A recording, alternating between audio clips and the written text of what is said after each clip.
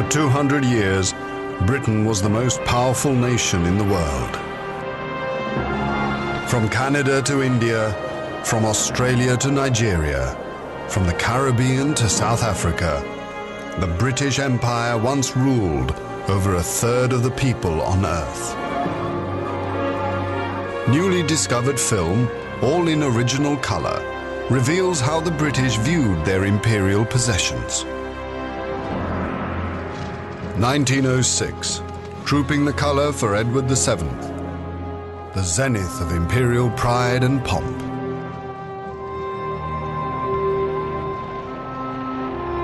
1919, a parade in Paris to celebrate the end of the First World War.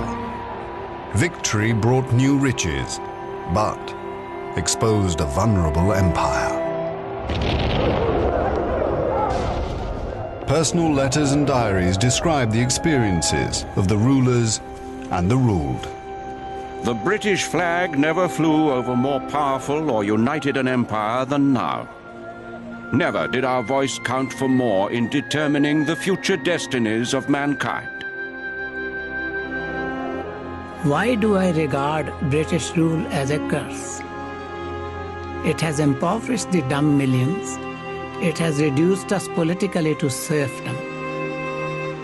It has sapped the foundations of our culture.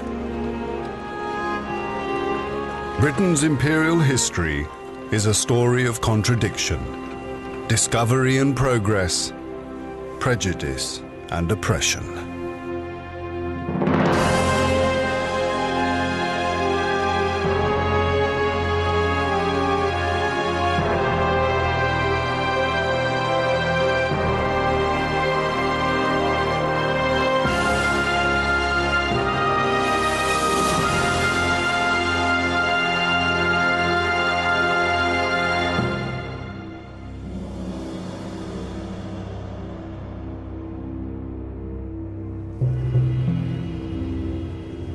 In 1926, Claude Frees Green filmed a journey from Land's End to John O'Groats in colour. The harbour town of St Ives. The busy streets of Cardiff. London's Petticoat Lane. This remarkable film captures the essence of Britain and her people.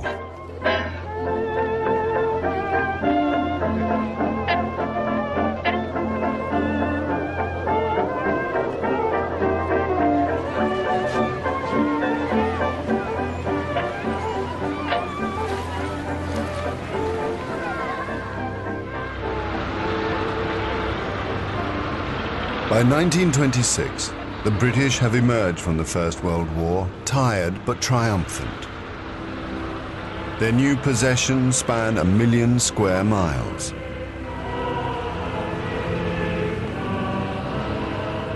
Britain still has a passion for colonial rule and a desire to improve the lives of her subjects. Field Marshal Douglas Haig. The call for imperial unity is not the selfish and despairing cry of an outworn people. The men who fought beside us in the Great War know that the old country, with all its problems and its difficulties, is not played out yet. But the grand optimism of empire is fading. Britain, the mother country, is divided by class and wealth. Her old industries, shipbuilding, textiles and coal are in decline. Employers reject calls for higher wages. The rise of trade unions threatens the old order. In May 1926, the miners walk out of the pits and the rest of Britain's organized labor follows. The general strike. Here is the last news bulletin for today. His Eminence Cardinal Bourne made the following declaration. There is no moral justification for a general strike of this character. It is therefore a sin against the obedience which we owe to God. From the Rhondda Valley, a miner's letter to the Workers' Weekly. Some men have laboured in this colliery 25 years, toiling so that their exploiters may live in luxury. Then they are cast upon the scrap heap. When a horse has served its purpose underground and become too old, it is mercifully shot. But when a man has served the same purpose, he is not shot, but left to exist on a mere pittance. He was fraternally CP from Abertridwr.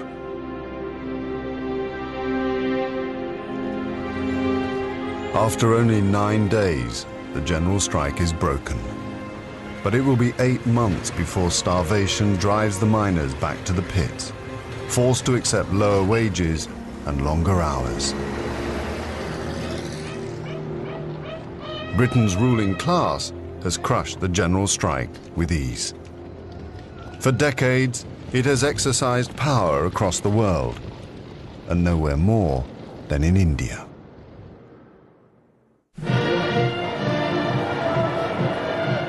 December 1911, the Delhi Durbar. George V is honoured as emperor. For the first time, colour film records an imperial event outside Britain. The British have been in India for over 200 years. Special correspondent to The Times, Stanley Reed, witnesses the imperial splendour. 20,000 armed men with a striking array of guns. Next, the Imperial Service Troops. The Maharaja of Bikaner takes personal command of his scarlet and white camel corps. Then, the great event of the day. The gallop past in line. They go by like the wind, not a man unhorsed, not even a helmet shed.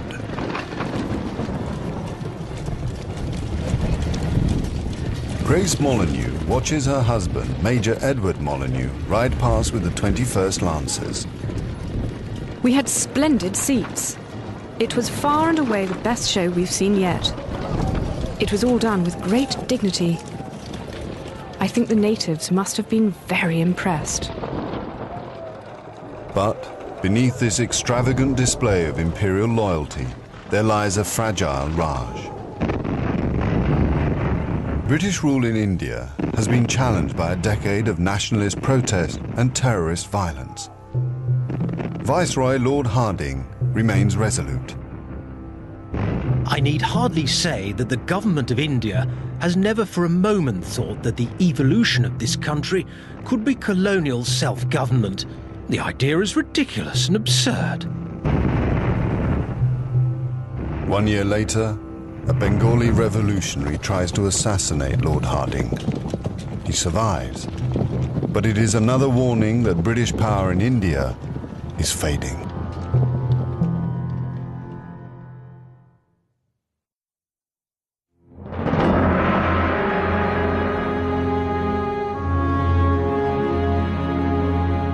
The British government in India has not only deprived the Indian people of their freedom, but has based itself on the exploitation of the masses and has ruined India.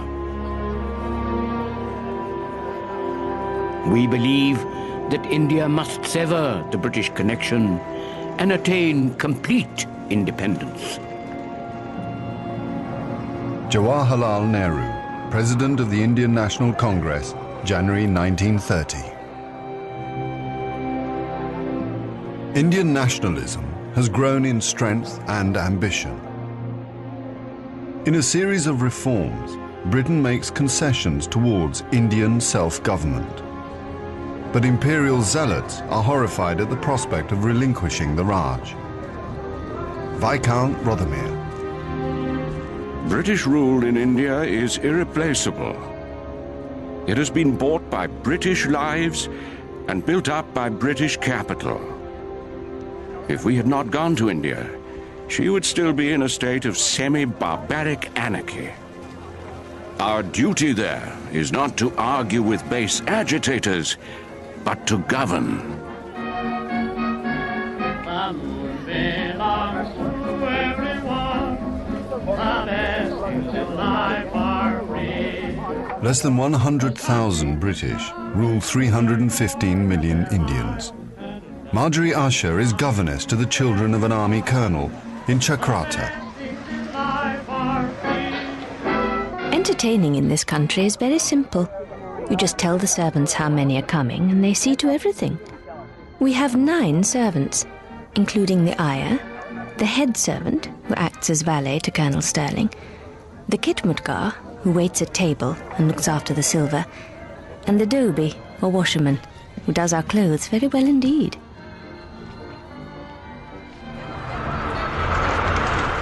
For some British women, India offers the promise of adventure. Army wife Florence Riddle. The way in which most women in India pass their days is too boring for me. I have never been nervous of natives, for there is something in our white blood which gives us a feeling of superiority over black blood. I've learned that when one passes a strange bundle of dirty rags, it is not a dangerous lunatic, but merely a holy Hindu. Extreme dirt seems to accompany extreme holiness.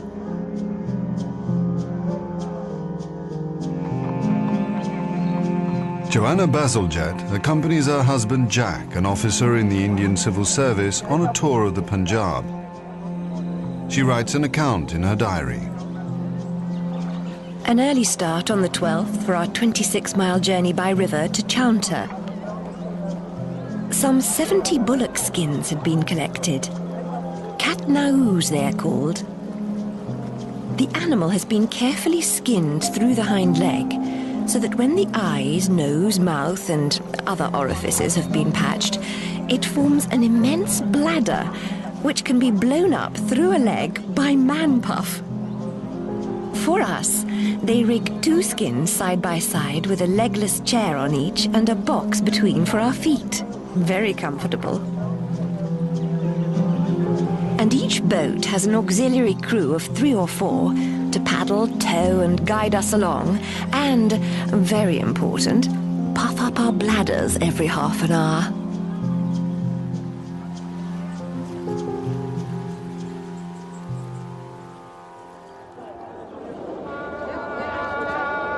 One-third of India consists of the princely states, ruled by Maharajas and Nawabs. The Indian princes are favoured and flattered by the British Raj, which considers them useful figureheads for indirect rule, and socially acceptable. On a tour of India, American tycoon Larry Thor visits one of the wealthiest states, Bikaner, and films the marriage of the Maharaja Gunga Singh's granddaughter to the Prince of Udaipur. This has to be one of the most elaborate spectacles of modern times. The princely bridegroom arrives on his elephant and approaches a platform where an official paints the ceremonial caste mark on his forehead. Then the boy, the center of all attention, is carried off to the temple on a solid silver palanquin. It really is a magnificent affair.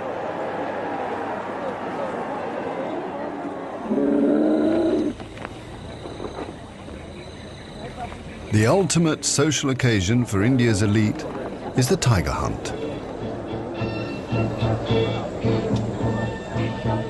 Political power and prestige are traded as Viceroy and Maharajas mingle in the jungles of northern India and Nepal.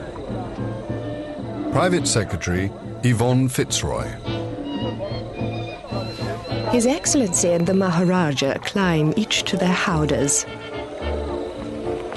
They are exceptionally comfortable, but nothing can really assuage the pangs caused by the admirable creature's walk. The art is to let yourself go and just wobble. Hunting tigers out in India, out in India. They bite, they scratch, they make an awful fuss.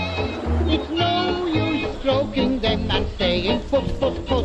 No! Hunting tigers out in India, out in India. Yeah. In a manual on tiger hunts, the Maharaja Bahadur Benali describes ring hunting. I first saw shooting tigers in rings when I was invited by my esteemed friend Colonel O'Connor. Buffalo calves were tied in the jungle as bait. About 50 elephants were sent out to circle the place where the tiger was likely to conceal itself. Then, when the ring was ready, orders were given for a couple of elephants to go inside and find out where the tiger was. The tiger, which remained encircled for such a long time, usually got enraged, charging the elephant that went near it.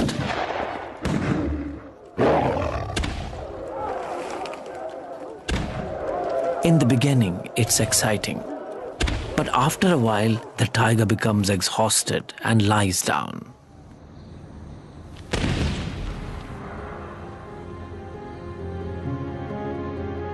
With 2 or 3 rings being made a day, I have seen hundreds of tigers being shot. In just 10 weeks, Viceroy Lord Linlithgow's hunt kills 38 rhino, 27 leopards, 15 bears, and 120 tigers.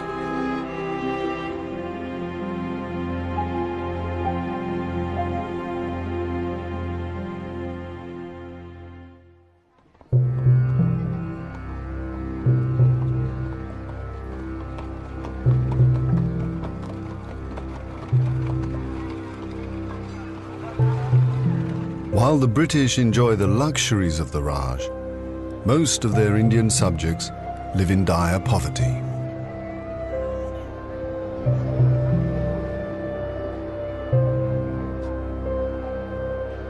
Padmasani Amal.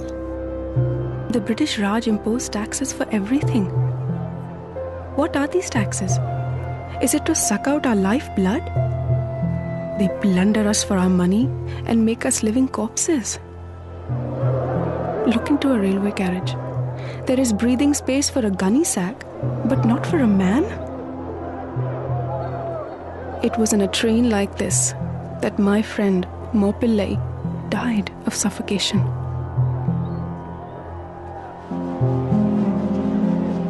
British India is divided into 7 provinces with many languages and religions. Violence between Hindus and Muslims is commonplace. Nationalists blame the British for a policy of divide and rule, but one man devotes his life to uniting India, Mohandas K. Gandhi. India has become so poor that she has little power of resisting famines. Little do town dwellers know how the semi-starved masses of Indians are slowly sinking to lifelessness. I have no doubt that England and the town dwellers of India will have to answer if there is a God above for this crime against humanity.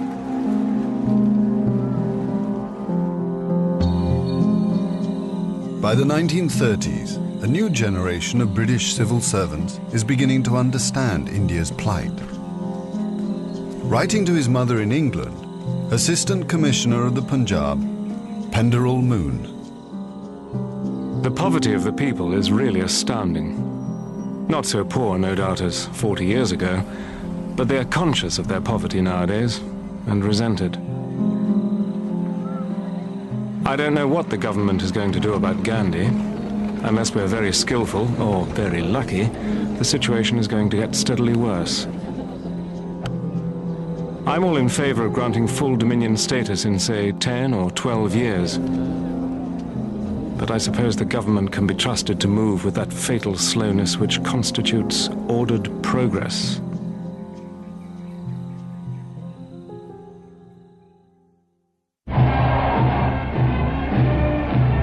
On the 12th of May 1937, George VI is crowned King Emperor of 570 million people.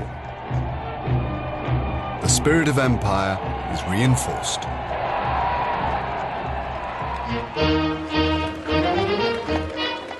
Each year, on the anniversary of Queen Victoria's birthday, Britain and her colonies celebrate Empire Day. Stand your feet and give 3 cheers. Get free meat and get free beers if you'll only join the Empire Party. They'll make you feel at home. And if they can't get you all inside the Empire, they'll put you in the Hippodrome. School children are bombarded with imperial propaganda. In Bolton, they are asked to name their empire heroes. I think Christopher Columbus was the finest man that ever lived because he discovered the West Indies, where we get spices and fruit and other things. And if he hadn't proved that the earth was round, the empire would only consist of England, Scotland and Wales. I think Gandhi is the most courageous man. He fasts and walks about in India. Gandhi has his hair shaven off and never lets it grow. He doesn't think it's right. He is still alive. In 1938, as Adolf Hitler threatens to build his own European empire, patriotic enthusiasm in Britain reaches its zenith. Glasgow hosts an empire exhibition. It attracts over 12.5 million visitors. I'm having a great time. There's a huge amusement park here, and yesterday I spent 6 shillings on amusements alone.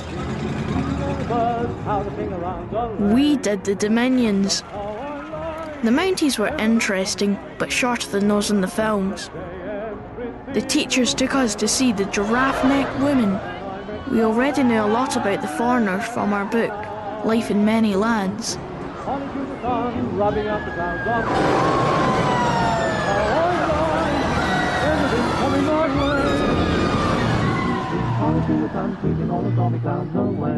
They must have known just how I like it.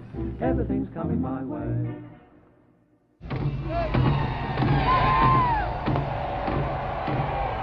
Facing the threat of war with Germany, King George VI and Queen Elizabeth visit their dominion Canada to rally support for Britain. Thousands of subjects pay tribute to their imperial king and queen. In Calgary, Canadian Prime Minister William Mackenzie King.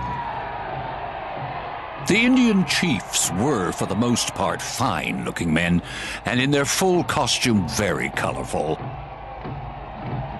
I had a first-rate talk with the Queen. She spoke about their courtesy and graceful bearing, and their erect ways. She remarked they were very like the Scotch in some respects.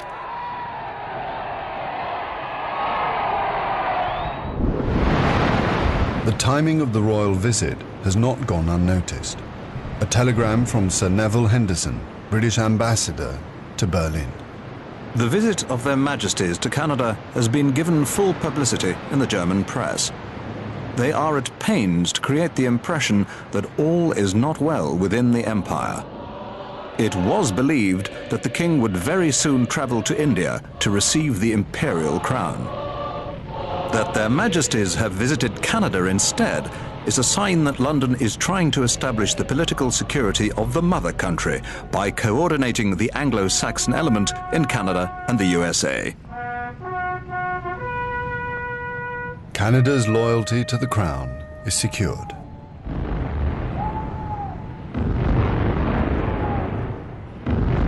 For the second time in 25 years, Britain and her empire will unite to fight a world war.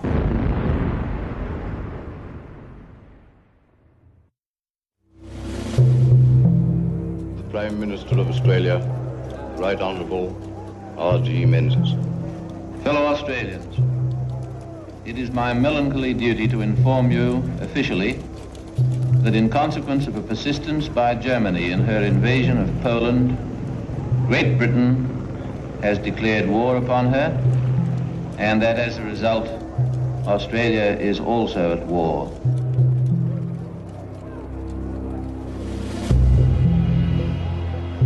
Troops from all over the British Empire mobilize for the Second World War.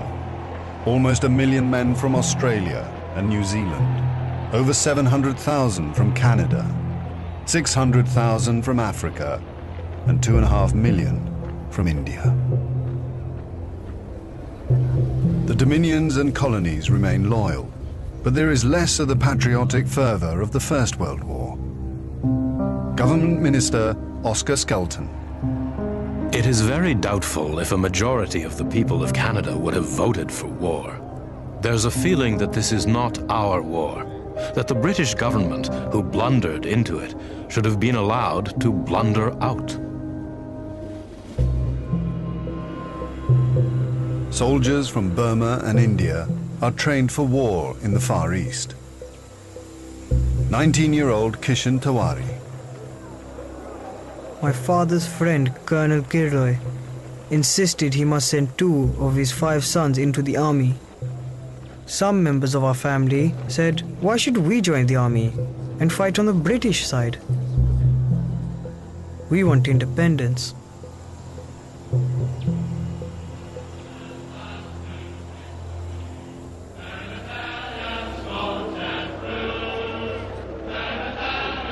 From New Zealand, troops are sent to fight in the Middle East. A Maori soldier writes a farewell letter to his wife. Dad and Ringi came to see us off, and I felt very lumpy in the throat when they left. I'm glad you weren't there.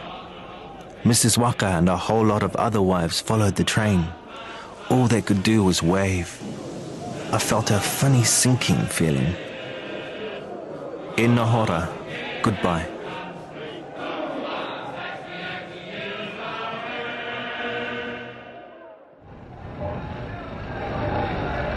The wealth of empire is mobilized for war. Canada supplies vital food and munitions to the mother country. Gwen Lambton works the night shift in a weapons factory in Ontario. We punch the time clock at 7:30 and work a 10-hour shift, so we don't get out till 6 a.m. We are issued with cotton overalls which cover our clothes. You don't even have to wear stockings, although it's cold without.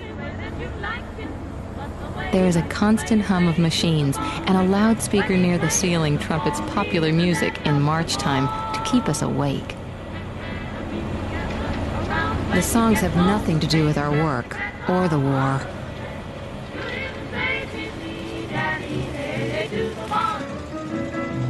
To boost morale, Britain's Prime Minister Winston Churchill broadcasts across the Atlantic. Canada occupies a unique position in the British Empire. We have suffered together and we shall conquer together. The Canadian people share many of the hardships of the British home front. Rosemary Ridge writes to friends in London. No doubt you have heard of our rationing here. We get half a pound of sugar and 4 ounces of coffee per week. That's cutting it pretty stiff, but if the folks in Britain can survive and still smile, why can't we? Keep the old spirit soaring. Mom Ridge.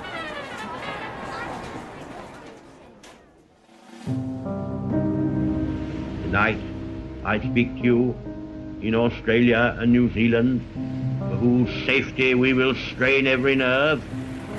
I speak to you all under the shadow of a heavy and far-reaching military defeat. It is a British and imperial defeat.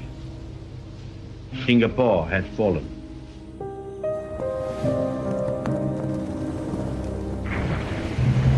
February 1942.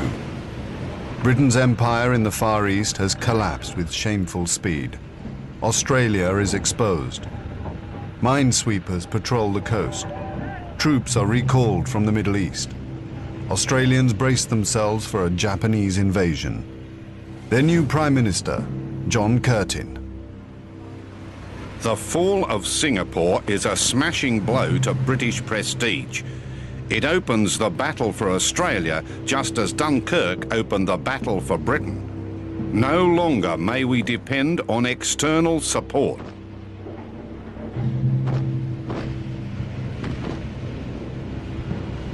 Just 4 days after the fall of Singapore, the Japanese bombed the northern city of Darwin. On board HMAS Karangi, able seaman Harry Dale writes to his mother. The Japs' bullets are raking along the ship's side. We're firing at anything our guns can reach. Wherever you look, there are burning or sinking ships. Looks like a direct hit on the Peary. She's sinking, stern first. Nearly under now. The town looks to have some big fires. No one on our ship has been hit. We certainly have been lucky. Hope they don't come back. Just 1 hour later, the Japanese attack again. By the end of the day, over 240 Australians have been killed and 350 wounded. Australia and New Zealand feel let down by Britain. They turn to the United States for protection. GIs are drafted to defend Australia's northern territories. Prime Minister John Curtin. Without any inhibitions, I make it quite clear that Australia looks to America, free of our traditional links or kinship with the United Kingdom.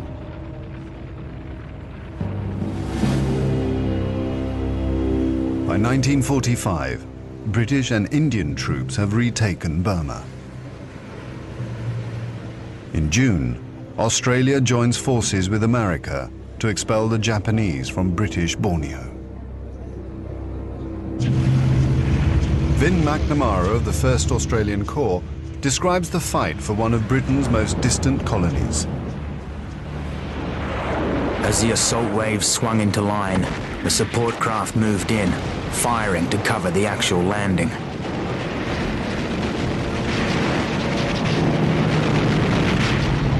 The troops clung to their rifles and their tin hats.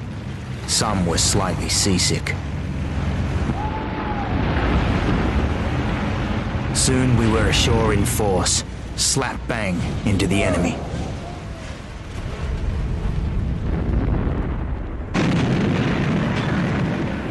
The campaign which developed was a heartbreaking jungle operation.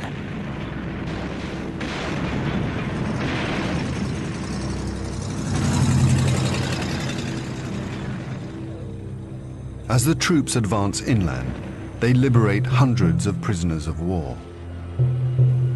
Among them, Indian soldiers. The men of the 15th Punjab Regiment, who had tried single-handedly to defend the island when the Japanese attacked. Most of the Indian POWs are in a pitiful condition. They are half-starving, and many are very ill.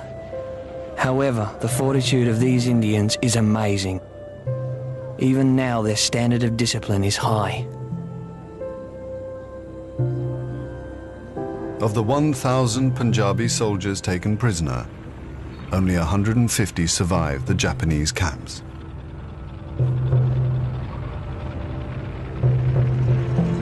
It takes 3 months to secure Borneo.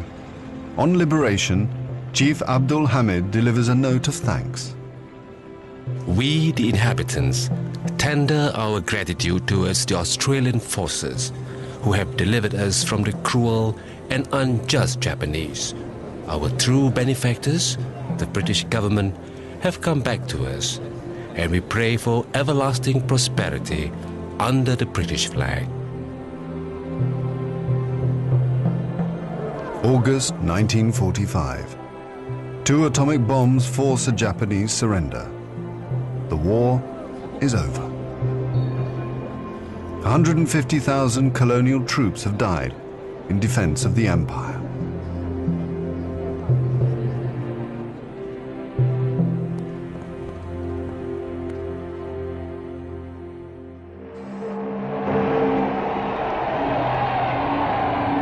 While victory is celebrated across the globe, British people contemplate the future of their empire, changed forever by war.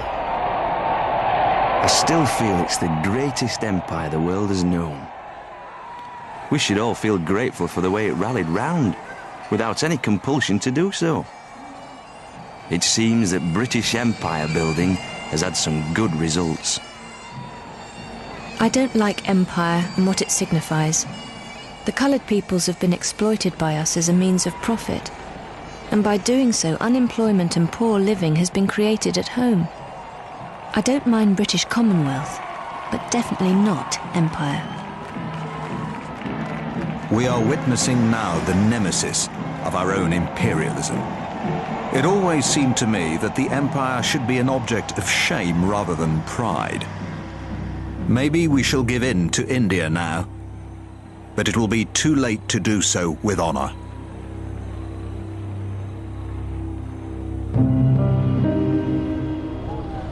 Following victory in Europe, Britain's new Prime Minister, Clement Attlee, had arrived in Potsdam to meet with the leaders of the new superpowers, US President Harry Truman and Soviet leader Joseph Stalin.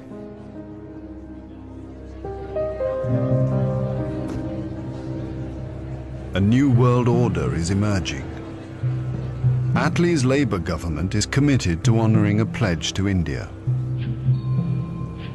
In 1942, in exchange for support in the war, Britain had promised India her independence. India's Viceroy, Lord Archibald Wavell. So there has been a landslide in favour of Labour. I'm afraid there will be a lot of inexperienced and rather wild legislators among them.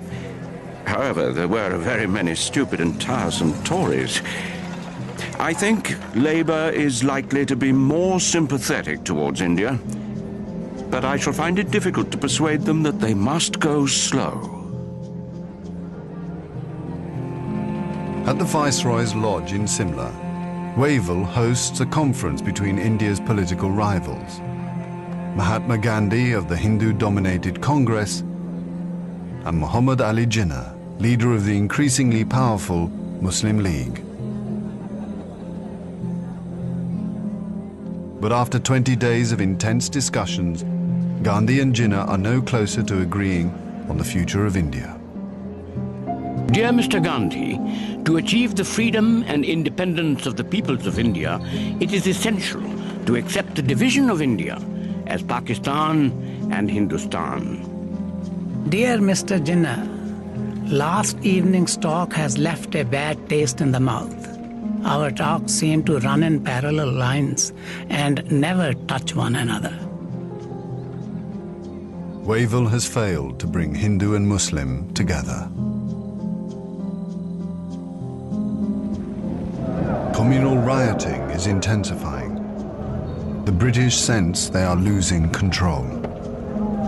Attlee needs to find a new viceroy to lead India to independence. I thought very hard and looked all around, and suddenly I had what I now think was an inspiration. I thought of Mountbatten.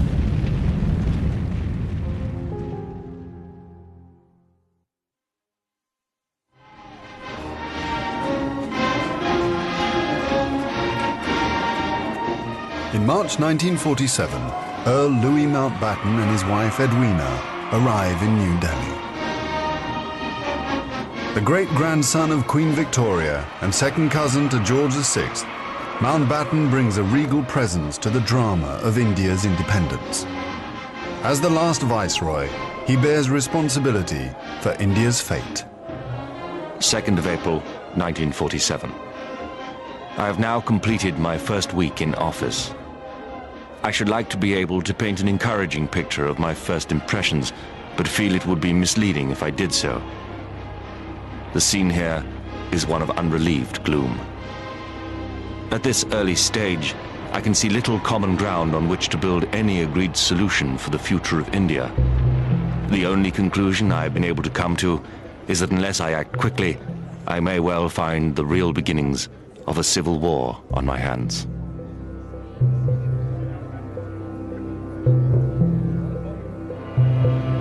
By May, attempts to create a unified India have failed. Gandhi retreats from political life. Muhammad Ali Jinnah, leader of the Muslim League, and Jawaharlal Nehru of the Indian National Congress concede to divide India. Fearing a total loss of control, Mountbatten brings forward the transfer of power to August. Two nations will be created by partition, a secular India and a new homeland for India's Muslims, Pakistan. Communal violence is escalating. Lady Mountbatten visits a refugee camp in the Punjab. I talked to a great many of the victims. One's heart ached for them. Many families have been completely destroyed, whilst those who had survived lived in permanent fear of future aggression. It was such a sad tour. The devastation is like the Blitz at its worst.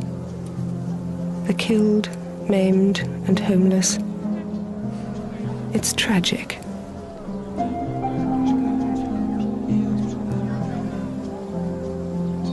After 250 years in India, Mountbatten has given the British only 73 days to leave.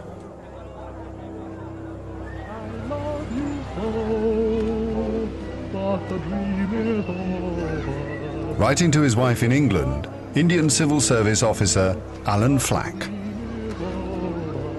7th of August, 1947. My darling sweetheart. Yesterday I got a wire from government saying that my services would not be required after the 15th. So, it's definite now. I swim every day and play golf in the evenings, but I do hope to get a passage out at the end of August.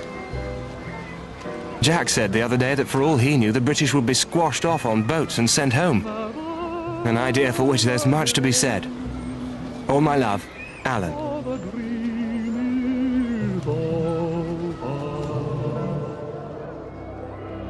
On the eve of independence, Nehru addresses the people of India. Long years ago, we made a tryst with destiny, and now the time comes when we shall redeem our pledge. At the stroke of the midnight hour, when the world sleeps, India will awake to life and freedom.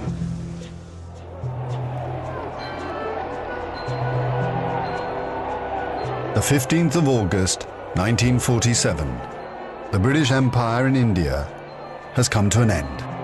The last Viceroy, Louis Mountbatten. The flag raising and the salute were done amid scenes of the most fantastic rejoicing. And as the flag broke, a brilliant rainbow appeared in the sky, which was taken by the crowd as a good omen.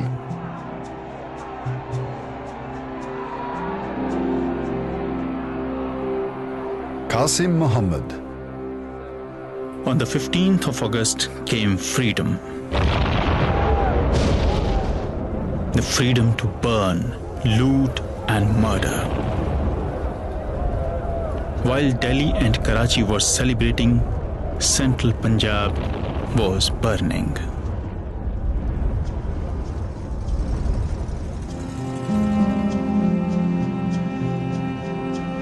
Between August 1947 and March 1948, 4.5 million Hindus and Sikhs are forced to migrate from Pakistan to India. 6 million Muslims must move in the opposite direction. Britons and Indians witness the bloodshed. Shahid Ahmed. It is a battleground. People have gone mad. Trains to Pakistan are being looted and occupants slaughtered. We all knew that carnage was in the offing. So did Mountbatten. The British Empire, which tried to build India over centuries, can never live down this great tragedy.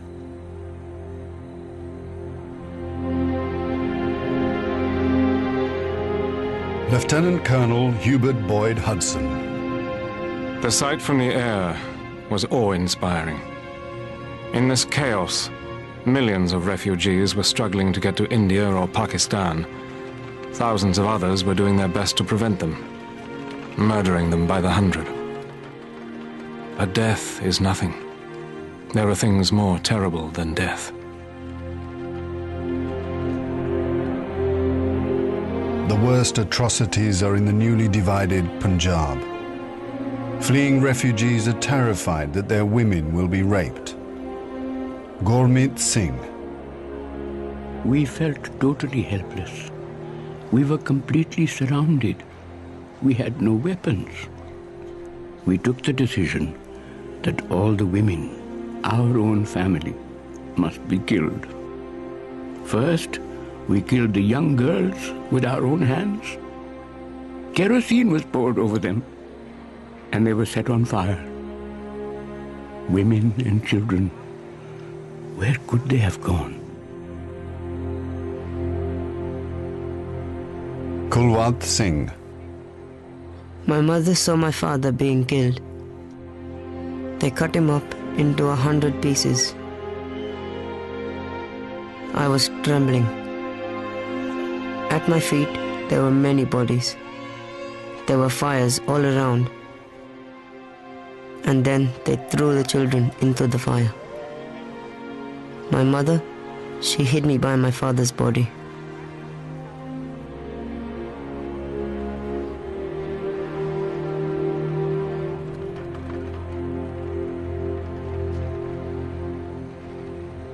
"10 million people are displaced in the partition of India.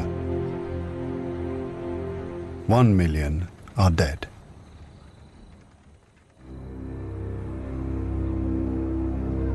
By the summer of 1948, most of the British have left. Hubert Boyd Hudson has been in India for 15 years. India is full of ghosts. Houses I have lived in, now inhabited by Indians, remind me of the days which will never come again. When the Viceroy drove past with a cavalry escort in red coats. I have seen the greatness of the British in India, but now it is all ended, and we are the last to leave, the few who are trying to tidy up the mess which this sudden splitting of an old empire has caused. Britain has lost its greatest imperial possession. Mahatma Gandhi once said that if India became free, the rest of the empire would follow. In the next 10 years, the fire of India's independence will spread around the globe, from the Middle East to Africa.